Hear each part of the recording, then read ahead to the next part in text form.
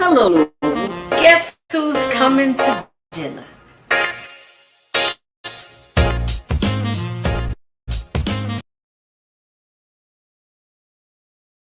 Some props because the last time we were here, it didn't look like this. So shout out to the Parks Department.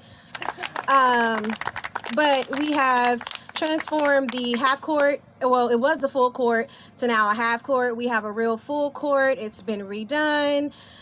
We got our beautiful rocks out here. So, and then Layla, thank you for your help. The pool is open. So shout out to all the work. Thank you, Mayor, for making sure that's done.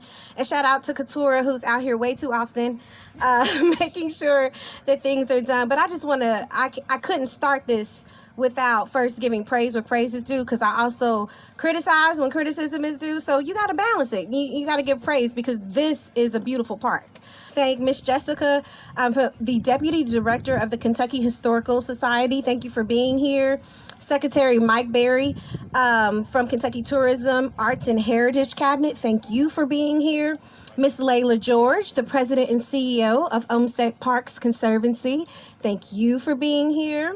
Our Mayor, Greg Fisher, Louisville Metro, thank you for being here. And last but not least, I want to thank myself. Yes, and then, yes. And then I see Chief Shields here, Marty, Margaret. So thank you. It says the Dirt Bowl. And now, skipping to the last paragraph, we hereby confer this proclamation, whereby confer this recognition with all rights, privileges, and responsibilities thereunto appertaining, in testimony whereof we have caused these letters to be made affixed and the seal of Metro government to be hereunto affixed today, August the 14th, Keisha Dorsey, Councilwoman of District 3. So thank you all for coming. Thank you, Keisha.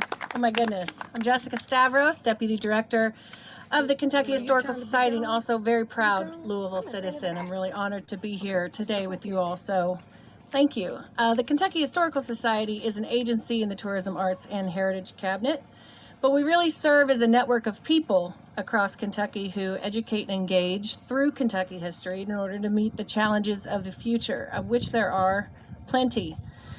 But before I get started, I do, of course, want to say thanks to not only the Department of Transportation, who are instrumental in putting these markers across the state, but also Miss Layla George with Olmsted Parks, Keisha Dorsey, Janice Carter Miller, and of course the family Ben Watkins. Thank you for being here with us today. At the Kentucky Historical Society, we really believe that history belongs in the hands of the people. And we work with communities across the state to make sure that we do just that. And the Historical Marker Program is one of the ways we do it. It is our longest program and most visible.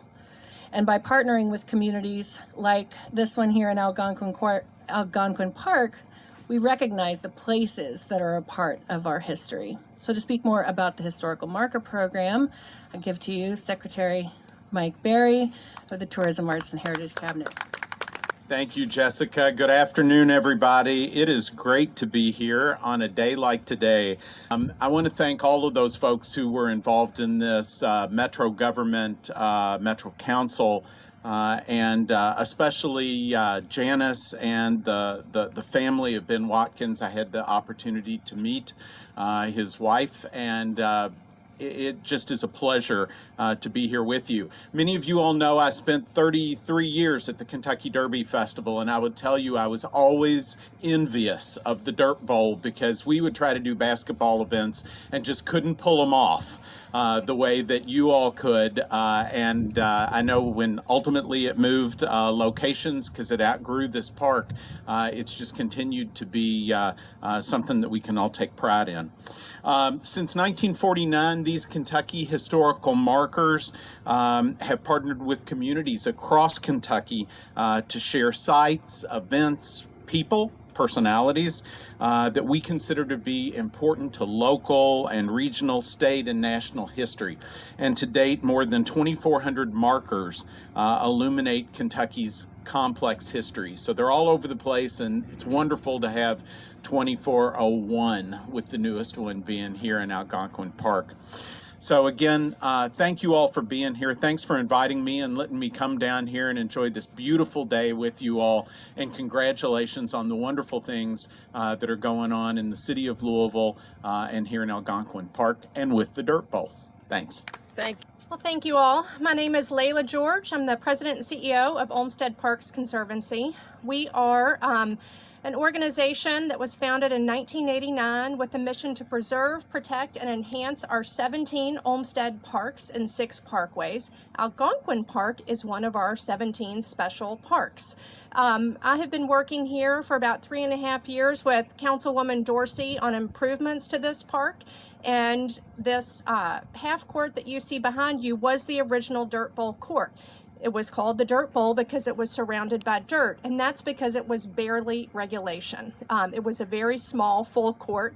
So we worked with Metro Parks, and I had a meeting with Mayor Fisher and pleaded our case to get additional funding for this park, to redo that court, to create a new, beautiful, full court that you see here, and then to resurface the tennis courts behind us. So we've had a lot of really great improvements to this park over the past few years. Mayor Fisher also gave us funding for a new playground that you see over there. The spray pad has been done in the past few years. Councilwoman Dorsey is all about improving this park, and she is passionate like you have never seen. So we have had meetings, I think, weekly for a long time about what else can we do here. We've put these beautiful limestone boulders here that you see. We've increased lighting. Metro Parks has been diligent in making sure that everything that needs to happen here happens here. Janice Carter-Levitt, she reached out to us about this Dirt Bowl marker. And for those of you that know her, know how determined she is. And it is no surprise that something she founded 51 years ago is still around today.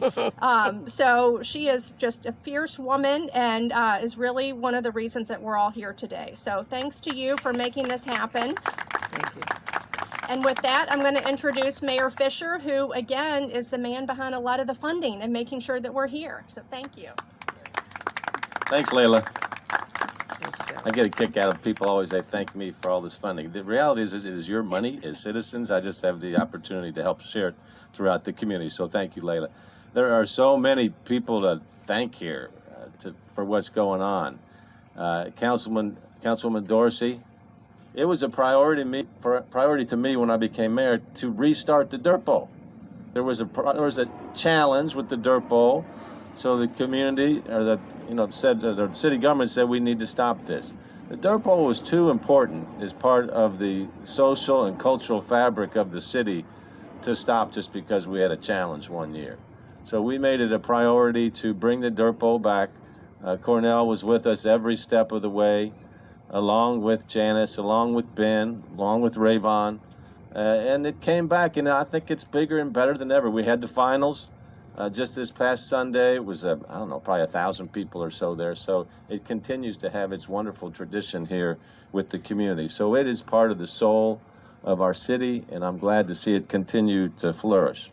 Most people associate the Dirt Bowl with Shawnee Park, but it was here in 1969 when two young, very young Metro Parks employees, Janice Carter and Ben Watkins. Miss Watkins, thank you for being here. And, you know, Ben's smiling down upon us right now. But big, tall Ben and shorter, powerful Janice decided we're going to do something special here. Nobody said, hey, Janice, hey, Ben, you do this. They said, we're going to create something that's going to bring this city together. And they realized that, you know, basketball's always been big in Louisville, but a summer-long basketball tournament when Algonquin Park was going to be the medicine that we needed. And it's turned out to be an incredible success. Think about that time, going back to 1969 when this happened. Okay, so that was a time of significant racial conflict and tension in America. The assassinations of Dr. King, Robert Kennedy still hung heavy on the soul of America. Muhammad Ali had been stripped of his heavyweight title, exiled from boxing for his opposition to the Vietnam War, and there had been demonstrations, riots, both nationally and locally. So it was a tumultuous time, not too dissimilar from what we experienced last year. Hopefully we've learned. In 1968, when the Kerner Commission was produced by the White House to discover the learnings from the race riots of the 60s, the report concluded that racism left unattended would result in the creation of two countries, wholly separate and wholly unequal. And white America, for the most part, for the next 5 decades, look the other way. Yes, there's been progress, and it's hard for me to say that as a white guy up here, but not, I hope, like what we're going to see after the summer of 2020. There are more white folks involved with racial justice, social justice, than there certainly were in the 60s and 70s. Corporate America has certainly woken up to this issue as well. Philanthropy, hopefully your government as well. So I'm hopeful.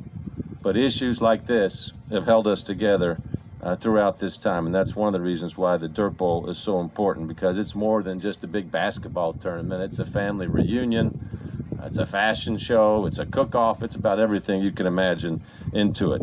But the basketball has been amazing.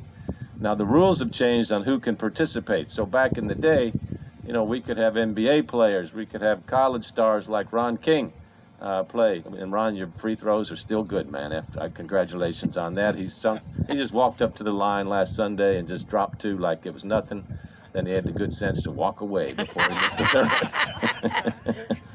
But y'all remember, and I see young Daryl Griffith here, thank you.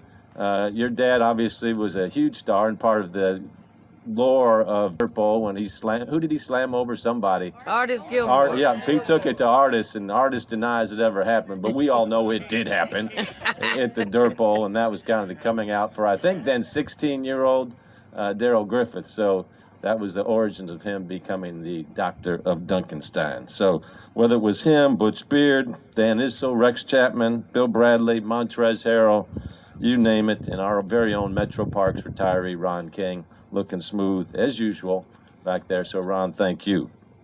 So again, here in closing, I want to thank Janice and Ben. Janice is a wonderful human being and a wonderful citizen that comes up with big ideas and has the ferocity and tenacity to get them done. Most people don't do that, Janice, as you know. A lot of people just have big ideas and they want somebody else to do them. It's a great combination when you put it all together. So let's hear it for Janice Carter. Thank you. Thank our police chief here, Erica Shields, for coming. She's a big Dirt Bowl fan. Dirt Bowl in a second. If he's the voice father of the Dirt Bowl, the voice son of the Dirt Bowl is Rayvon Churchill back here. Ray Watkins, thank you so much for representing Ben here. As we said, he'd be standing in the background right now. He'd be waiting for people to come up and talk to him. He was a quiet man with great leadership and great presence. So thank you so much for the gift of your husband. I want to thank a few council women here. We talked about Keisha Dorsey, of course, Sherry Bryan Hamilton, Councilwoman Donna Purvis with Shawnee Park have been a big part of this as well. Marty Storch with the Parks Department and now our Special Events Department has been an incredible presence to make the Dirt Bowl happen every year. Our partners with the Olmsted Parks Foundation, Layla. I know we're thanking a lot of people because a lot of people are required to get stuff like this done, and I think it's all part of kind of our collective love letter to the city to make this happen. And then last, MSD and their CEO. You say, why am I thanking MSD? Because when we put the retention basin in Shawnee Park, remember when we dug up the big park where the Juice Bowl is played? Well, MSD did that, but with some of the money from that project, then we were able to upgrade Shawnee Park and make it the Cornell Bradley Court, Janice Carter and Ben Watkins on the baselines of the court, put a scoreboard in there. It's much nicer than what it was. So I want to thank MSD for doing that. So the Dirt Bowl really is special.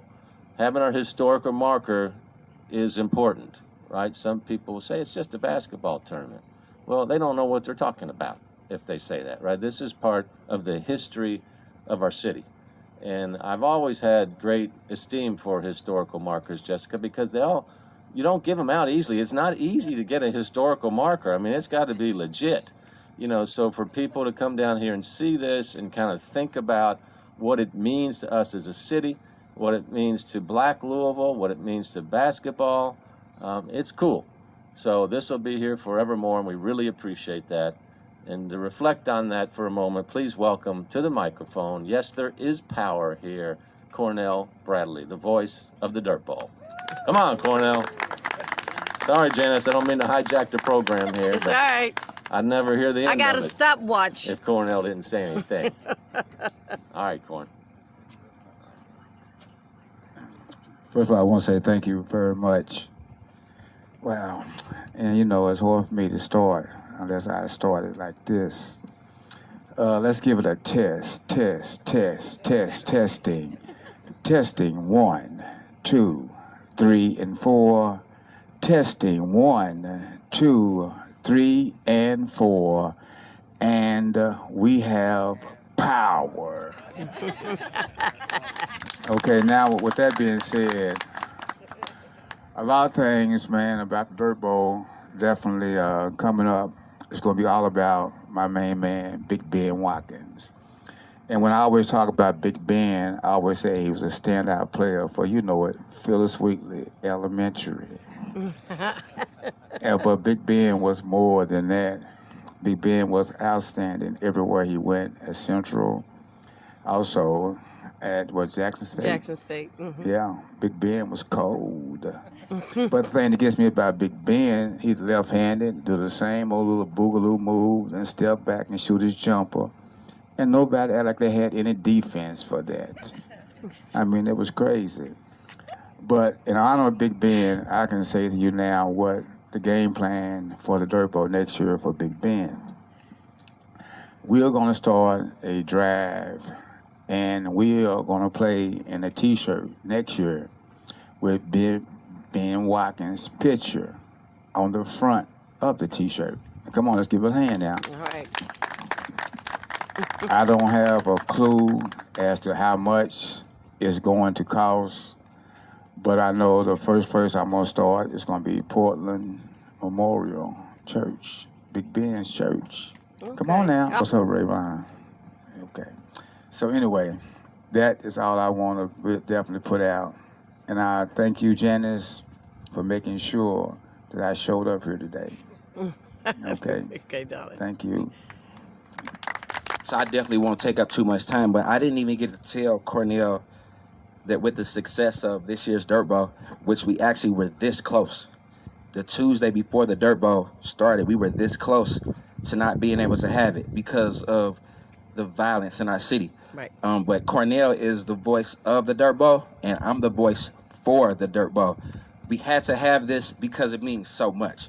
So when Chief James was like, what can we do to ensure the safety? Then we had to get other people involved. So Cornell, just real quick, the Office of Safe and Healthy Neighborhoods, on behalf of Chief James said that every single team next year is going to have shirts or jerseys. So you didn't even know about that, but that's already in order, and we can get Mr. Watkins' name on there anyway. So with that being said, the Office of Safe and Healthy Neighborhoods would pay for, because the Chief James said it, so we'll be able to pay for those shirts with his name on the front next year. Thank you so much. Please welcome the co-founder of the Dirt Bowl, Miss Janice Carter. Miller. Janice Miller. Your original Carter. Okay. Take it away. Everybody, thank you so much. Rayvon, Cornell, y'all always put the icing on the cake for me. I'm telling you. I'm not going to take up a lot of time because we can go over here because I know this is hot out here. But I want to thank, I wrote something down. My name is Janice Carter Miller because my husband says, y'all had to know that I's married now. And he's a good man. But then I was Janice Carter, 19 years old. First, I want to thank everyone who felt this event was worthy of your support. I thank you for coming here this evening. Miss Keisha Dorsey, girlfriend, I said, I need you because this is your district, because come on, we need a marker in the park. She said, you got it. Looked up, Miss Layla George says, well, we'll do the other side because usually it's just a single side marker. And we've got a double side marker. Got Dirt Bowl on one side and All About Algonquin Park on the other side, okay? And then they told me, well, you've got to go through a process. You've got to call the Kentucky Historical Society. And they said, well, you got to do this. So many spaces, so many characters. Count it up this way. You got to show proof that it happened. Proof. I said, okay. So I gave them everything that they needed so that we could have this marker because I thought this marker was really important to have. We have to have certain things in our community to remind us that historical things happened. During 1969, this was a demilitarized zone. Black, white, everybody that played ball played here with no problems. None. I don't think we ever even had the police come to the park. Okay, so what I want to say also is I want to make a tribute to my friend and my brother, Big Ben, because he at least got to see 50 years celebrated of the Dirt Bowl before his passing. And he was very proud of that. You know, we got to have a dinner and give out awards and show appreciation to everybody that had supported the Dirt Bowl. We made it an event, an affair, and he was proud of that. And I am glad that I had something to do with that, and he was always there with me. We were just good buddies. And like I tell everybody, I pay tribute to Ben, but see, I introduced Ben and Natalie. That's... I give myself props for that because they just seem like they kind of fit together, because Natalie was fashion plate at Shawnee High School and Big Ben was smooth dude, quiet spoken on the court. So to Natalie, and where's Bryce? Okay, you sitting down there. I was going to say, you should be standing up so I could see you where you were. To your family, that he was a fabulous man. He was my friend and my brother. And you'll always have this to tell all your friends and family and his grandchildren all about who their granddaddy was, you know. So, and I can tell my family who my partner was. And on that note, I'm going to make sure I didn't leave anything out.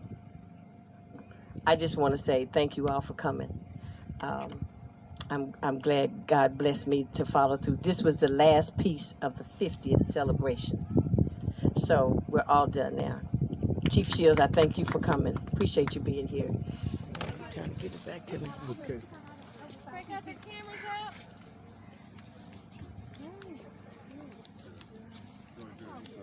All right.